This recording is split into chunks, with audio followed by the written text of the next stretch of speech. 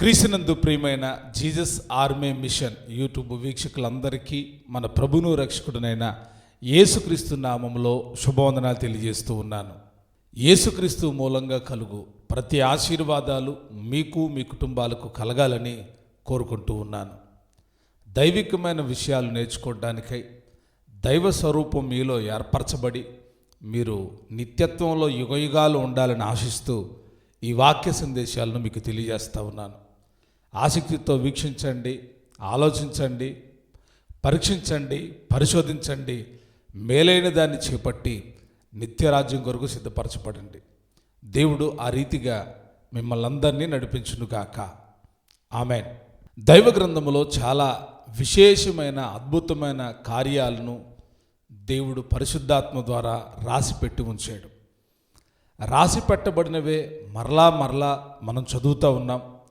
ఎంతకాలం ధ్యానించిన వాక్యంలో ఉన్న విషయాలు చాలా లోతైనవిగా కనబడుతూ ఉన్నాయి. మరలా ధ్యానిస్తూ ఉన్న క్రొత్త విషయాలను పరిశుద్ధాత్మ దేవుడు తెలియజేస్తూ ఉన్నాడు. మోకరించి ఆయన సన్నిధానంలో వేడుకుంటున్నప్పుడు అనేక సత్యాలను పరిశుద్ధాత్మ దేవుడు వెలుగులోనికి తీసుకొని వచ్చి ప్రత్యక్షపరుస్తూ ఉన్నాడు. ఆసక్తికరమైన విషయాలను తెలియజేస్తూ ఉన్నాడు. ఆత్మ పరివర్తనం చెంది, హృదయ పరివర్తనం చెంది, ఆధ్యాత్మికమైనటువంటి ఆశలతో ముందుకు కొనసాగడానికే పరిశుద్ధాత్మ దేవుడు అనుగ్రహిస్తున్నటువంటి ప్రేరేపణలు చాలా అద్భుతమైనటువంటివి. ఆ ప్రేరేపణను మనం గమనించగలిగితే ఆధ్యాత్మిక జీవితంలో మనము చాలా ముందుకు వెళ్ళగలుగుతాం. ఒకవేళ ఆయన మిమ్మల్ని ప్రేరేపిస్తూ ఉన్నా మీరు గమనించకపోతే ముందుకు కొనసాగలేరు. కానీ మీరు ఆయన ప్రేరేపణను గ్రహించి ముందుకు కొనసాగాలని నేను కోరుకుంటూ ఉన్నాను. దైవ గ్రంథములో చాలా అద్భుతమైనటువంటి విషయాలు ఉన్నాయి. ఈరోజు ఒక చక్కటి విషయాన్ని మనం ధ్యానం చేయబోతూ ఉన్నాం. ఈ భాగములో మనం పేతురు రాసినటువంటి 2వ పత్రికను మనం ధ్యానం చేయబోతూ ఉన్నాం. పేతురు గారు 2 పత్రికలు రాశాడు. యేసు ప్రభువారి శిష్యుల్లో ఓ ప్రత్యేకత కలిగిన వ్యక్తి పేతురు గారు. ఈ పేతురు గారికి అనుగ్రహించబడిన ప్రత్యక్షతలు వేరు, పేతురు గారి యొక్క అనుభవాలు వేరు. అనుభవ జ్ఞానం గురించి మాట్లాడాలి అంటే అది పేతురు గారికే సాధ్యం. యేసుక్రీస్తు ప్రభువారితో పేతురు గారికి మిగతా 11 మంది శిష్యులకి ఓ ప్రత్యేకమైనటువంటి అనుబంధం ఉంది. అయితే పేతురు, యోహాను, యాకోబులకు చాలా ప్రత్యేకమైనటువంటి అనుభవం ఉంది. పేతురు గారు విద్యలేని పామరుడు అని చాలామంది అంటూ ఉంటారు. అయితే విద్యలేని పామరుడు కూడా దేవుడు విద్యను గురించి 2 పత్రికలు రాయడానికి పరిశుద్ధాత్మ దేవుడు సహాయం చేశాడు. ఈ 2 పత్రికలు మనం చదివితే యేసుక్రీస్తు ప్రభువారిని గురించిన అద్భుతమైనటువంటి జ్ఞానాన్ని మనం సంపాదించుకుంటాం. ఎస్పెషల్లీ ఈ 2వ పత్రికలో చాలా అద్భుతమైనటువంటి విషయాలను పేతురు గారి ద్వారా పరిశుద్ధాత్మ దేవుడు రాయించాడు. ఈ 2వ పత్రికలో 3 అధ్యాయాలు ఉన్నాయి. ఈ 3 అధ్యాయాలు ప్రతి క్రైస్తవుడు కూడా గుర్తెరగాలి. ప్రతి క్రీస్తుని ఎరిగిన వ్యక్తి, బాప్టిజం పొందిన వ్యక్తి, దేవుని ఆత్మచేత నింపబడి పరిశుద్ధాత్మ ద్వారా నడిపించబడుతున్న ప్రతి ఒక్కరూ కూడా ఈ సంభవాలను గుర్తుంచుకోవాలి. మొదటి పత్రికను మనం గమనించినప్పుడు సంఘం వెలుపటి వారు ఎటువంటి సమస్యలతో ఉంటారు, వారు ఎలాగా ప్రభువుతో నడవాలి అనే విషయాలు మొదటి రాసిన పేతురు పత్రికలో మనం నేర్చుకుంటాం. ఈ 2వ పత్రికలో సంఘములో ఉన్నవారు ఎలాగ జీవించాలి, సంఘములో ఉన్నవారు అబద్ధ ప్రవక్తలను ఎలా గుర్తించాలి, సంఘములో ఉన్నవారు ఏ రీతిగా నడుచుకోవాలి అనే విషయాలు ఈ 3 అధ్యాయాల్లో రాయబడి ఉన్నాయి. ఈ 3 అధ్యాయాలు ధ్యానించిన తరువాత మీరు చాలా అద్భుతంగా ఆధ్యాత్మిక జీవితంలో ముందుకు కొనసాగుతారు. కాబట్టి పరిశుద్ధాత్మ సహాయం ద్వారా ఈ అధ్యాయాలను మనం ధ్యానం చేద్దాం. పరిశుద్ధాత్మ దేవుడు జ్ఞానం ఇవ్వకపోతే మనం ధ్యానించేటువంటి విధి విధానాలు వేరుగా ఉంటాయి. ప్రసంగించడం వేరు, ధ్యానించడం వేరు. ప్రసంగించడం చాలా తేలికైనటువంటి పనే. కానీ వచనం వెంబడి వచనం ధ్యానిస్తూ ఉన్నప్పుడు ఎన్నో అద్భుతమైన సంఘటనలు, ఎన్నో అద్భుతమైన విషయాలు నేర్చుకోగలుగుతాం. కాబట్టి పరిశుద్ధాత్మ సహాయాన్ని వేడుకొని మీరు వినాలని కోరుకుంటూ ఉన్నాను. నేను ఆ సహాయాన్ని పొందిన వాడినే మీకు ఈ విషయాలను బోధిస్తూ ఉన్నాను. మీరు గమనించి విశ్వసించి వాక్యములో ఉన్నవో లేవో అని పరీక్షించి ప్రతిదాన్ని కూడా వివేచించి అన్వయించుకోవాలని ప్రభుపేట కోరుకుంటూ ఉన్నాను. ప్రియ దేవుని బిడ్డలారా, ఈ యొక్క 2వ పత్రికలో పేతురు గారు తన్ను తాను మొట్టమొదటిగా ఎవరో, యేసుక్రీస్తు ఎవరో తెలియజేస్తూ ఉన్నాడు. ఈ 3 అధ్యాయాల్లో 3 వ్యక్తులు కనపడతారు.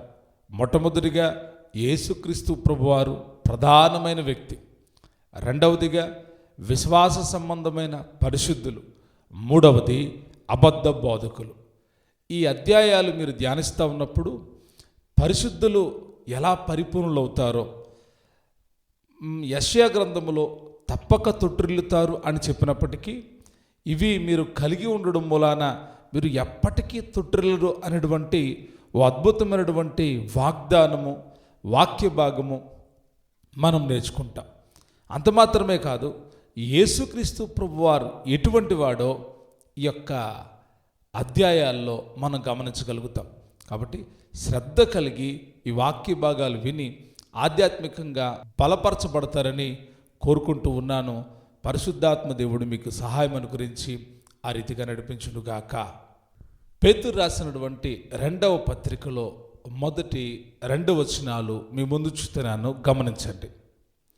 యేసుక్రీస్తు దాసుడును అపోస్తలుడునైన సీమోను పేతురు మన దేవుని యొక్క రక్షకుడైన యేసుక్రీస్తు యొక్కయు నీతిని బట్టి మా వలనే అమూల్యమైన విశ్వాసము పొందిన వారికి శుభమని చెప్పి వ్రాయినది.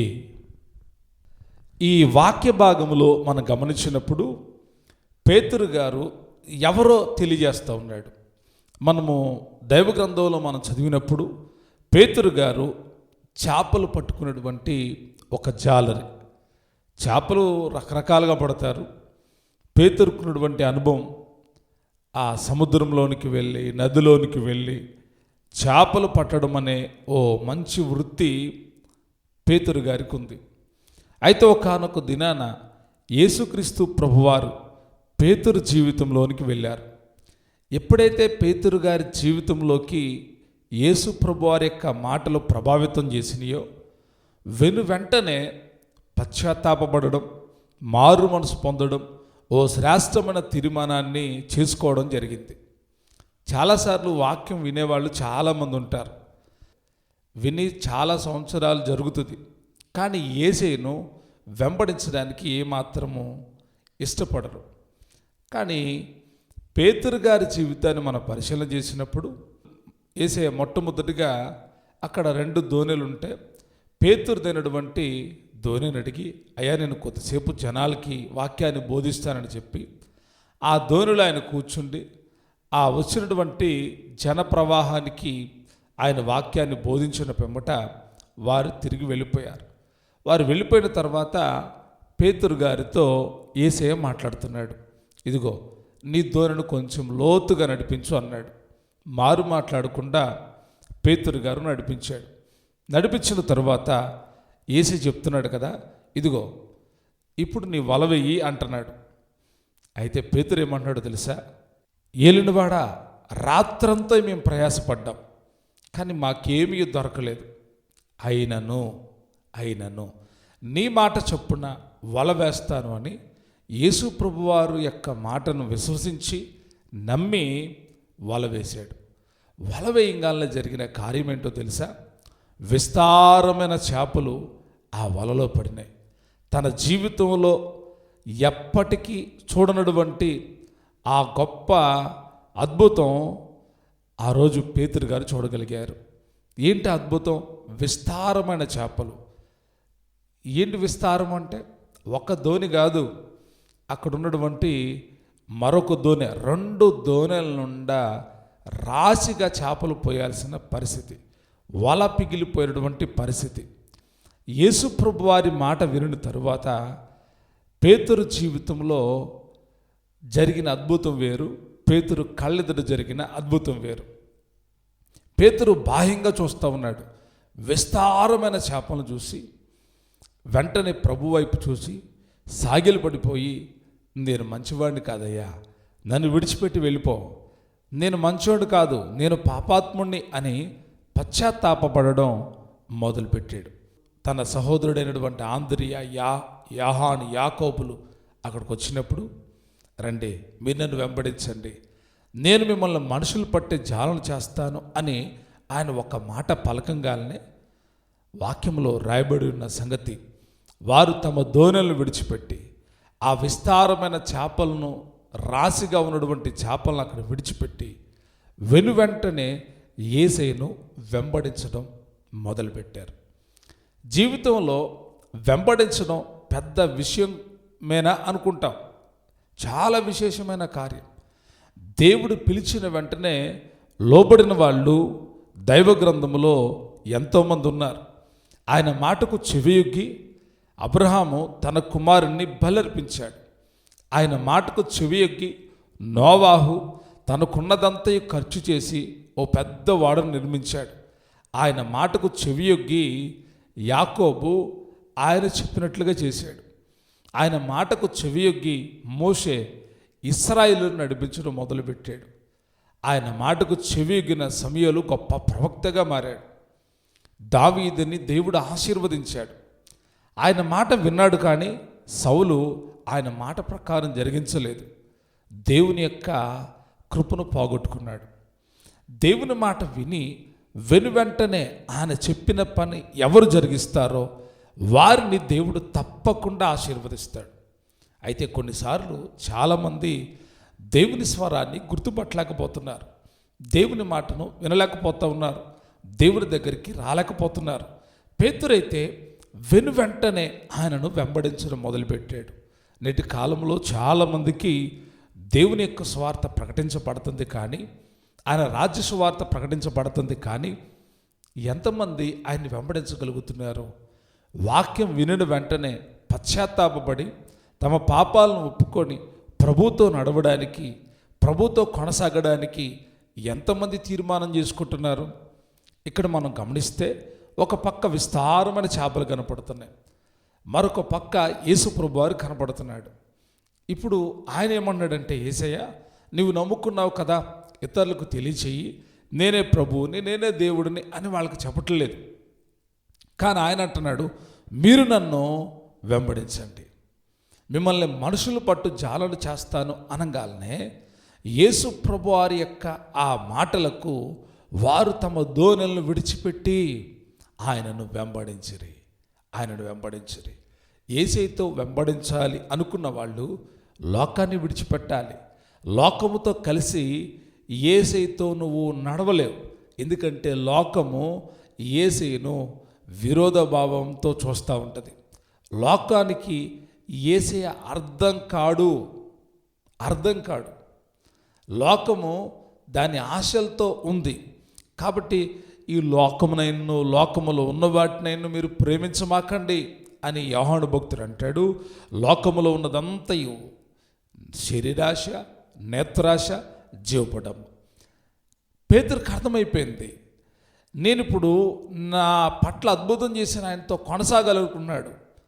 అద్భుతం అతని జీవితాన్ని మార్చిందా అంటే, అద్భుతం చూశాడు.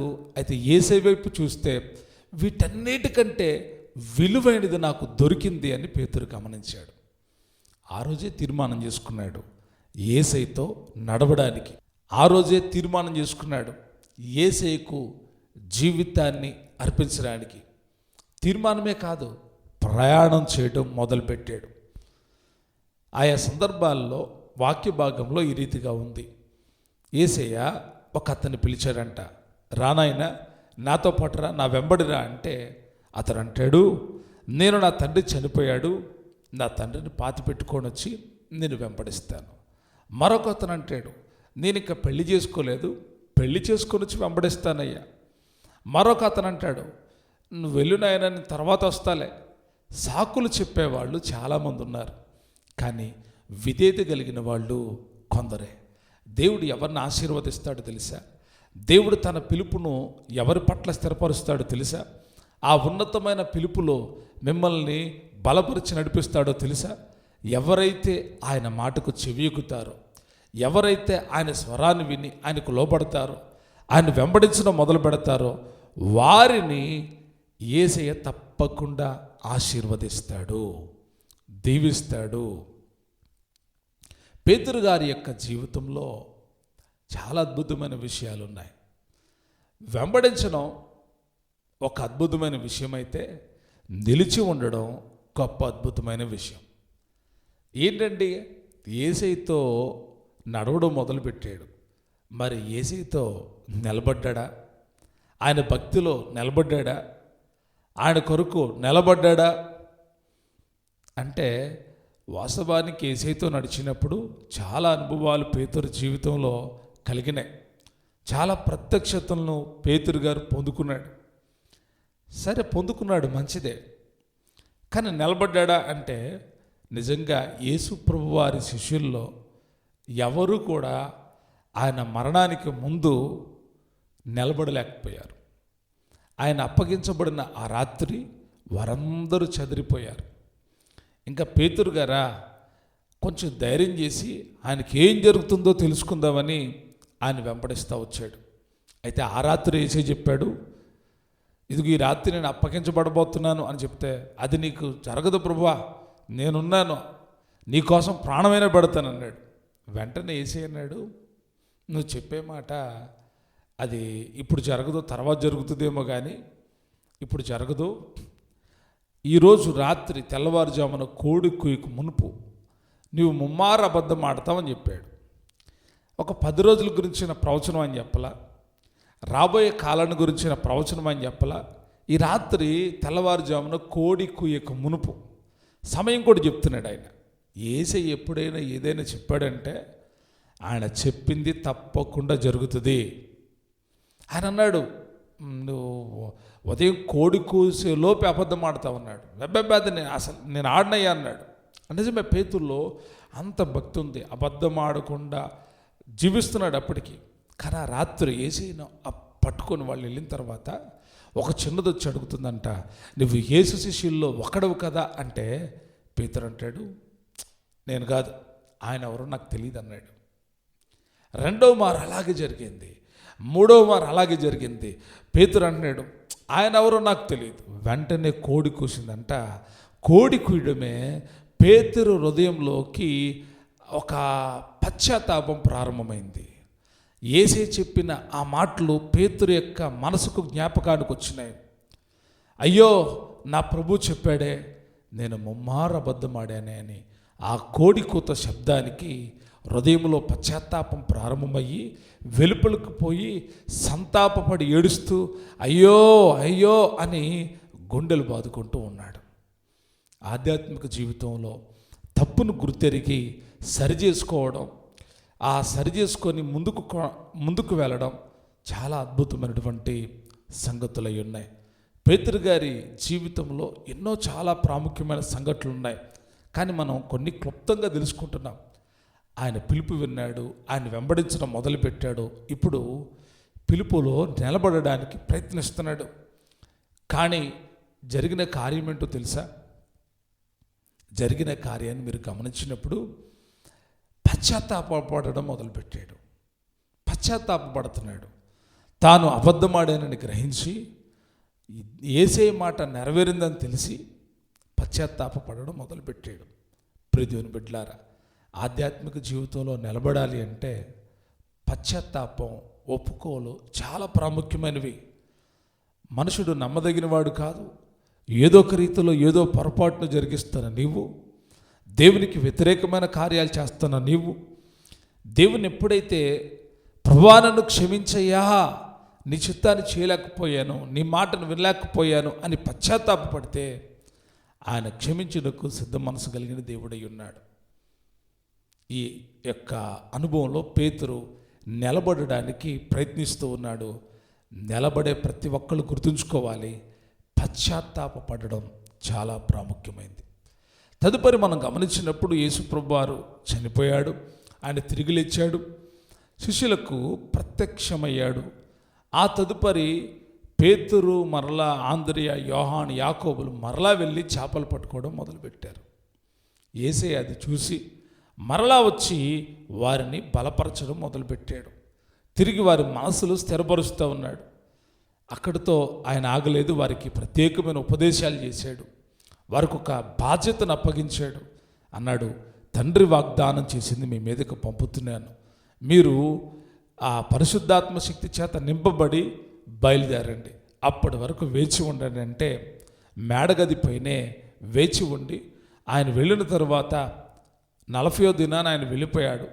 50వ దినాన పరిశుద్ధాత్మ దేవుడు వారు కూడిన చోటికి వచ్చినప్పుడు వారందరూ అన్య భాషలతో మాట్లాడి దేవుని శక్తి చేత నింపబడి పరిశుద్ధాత్మ ప్రవాహంలో ఆనందిస్తూ ఉన్న ఆ సమయంలో అనేక జనులు అక్కడ కూడుకొనగా పేతురు గారు లేచి నిలబడి దేవుని వాక్యాన్ని బోధించడం మొదలుపెట్టాడు.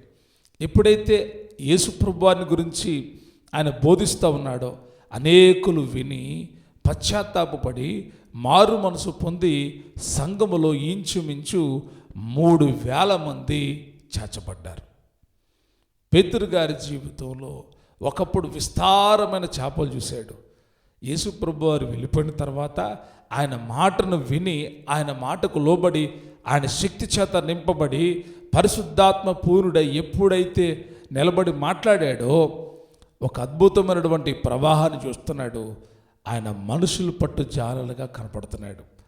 ఆయన ప్రసంగించినప్పుడు బోధించినప్పుడు ఇంచుమించు 3,000 మంది ఆ అపోస్తుల బోధలోనికి వచ్చారు. ప్రియదేవుని బిడ్డలారా, పేతురు యొక్క జీవితంలో చాలా అద్భుతమైన విషయాలు. ఆయన అపోస్తులుడు, పేతురు గారు ఓ గొప్ప ప్రవక్త, పేతురు గారు అలాగే నమ్మకమైన వాడు, యేసు ప్రభు వారిని వెంబడించిన వాడు, యేసు ప్రభు వారి కొరకు ధైర్యంగా నిలబడ్డాడు. అటువంటి పేతురు గారు ఏమన్నాడు తెలుసా? యేసుక్రీస్తు దాసుడను అంటున్నాడు. తర్వాత అంటాడు అపోస్తలుడునైనా అంటున్నాడు. ఎందుకు ముందుగా దాసుడు అంటున్నాడు? తన స్థితి తెలుసు. తాను అపోస్తలుడనైనప్పటికీ నేను యేసుక్రీస్తుకి దాసుడనే. ఈ మాటలో అర్థము చాలా లోతుగా కనబడుతూ ఉంది. ఎంతమంది తమకున్న స్థానాల్లో నుండి కిందకి దిగి వచ్చి మాట్లాడగలరు? ఈరోజు మాట్లాడుతూ ఉంటే మేము ఫలానా, మా స్థాయి ఫలానా, మేము ఫలానా అని గొప్ప గొప్ప విషయాలు మాట్లాడుతున్నారు. ఎంతమంది నేను యేసుక్రీస్తు దాసుడును అని చెప్పగలరు? మేము యేసే దాసులమండి, ఆయనకు మేము దాసులమై ఉన్నాం, ఆయన మా యజమానుడై ఉన్నాడు. గుర్తుంచుకోండి, యేసుక్రీస్తుకు నేను దాసునంటే యేసుక్రీస్తు ప్రభువారు ఏమై ఉన్నాడు? యజమానుడై ఉన్నాడు. ఈరోజు దేవుని పిల్లలు ఎంతమంది మేము దేవుని దాసులమండి అని చెప్పగలరు? సైతాను చెప్తుంది వీరు సర్వోన్నతమైన దేవుని దాసులు అని చెప్తుంది. మరి ఆ రీతిగా జీవించగలుగుతున్నామా? ప్రతి ఒక్కరు గమనించాలి. ఈ పేతురు రాసిన 2వ పత్రికలో పేతురు గారి జీవితంలో మనం గమనించినప్పుడు పేతురు గారు అన్నాడు, నేను యేసుక్రీస్తు దాసుడిని, యేసుక్రీస్తుకి దాసుడిని. అసలు ముందుగానే నేను అపోస్తులు అనేది ప్రారంభించవచ్చు కదా, కానీ అపోస్తులు అంటలా, నేను ముందుగా యేసుక్రీస్తుకి దాసుడిని. మనమందరము దేవుని పిల్లలము, ఆయనకు దాసులమై ఉన్నాం, ఆయన మనకు యజమానుడై ఉన్నాడు.